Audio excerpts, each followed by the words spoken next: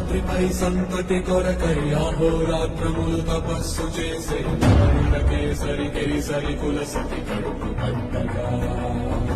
జనించినాడు కా సమాన బలోపతుడు సంయుతుడు జనాసుతుడు పవనందరుడు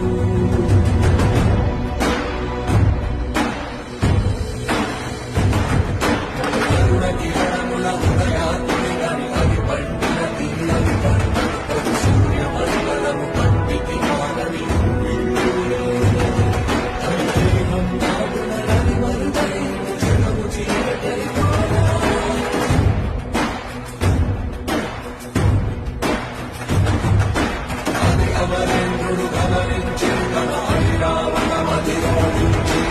ఆంజనేయుని సమీపించి తన వజ్రాలను విసరగా పవనందనుని హనుని కాగా చిందిన రక్త బిందువే విద్యుద్వేగంతో ధరణి స్థలి వంద కడలిలో చచ్చి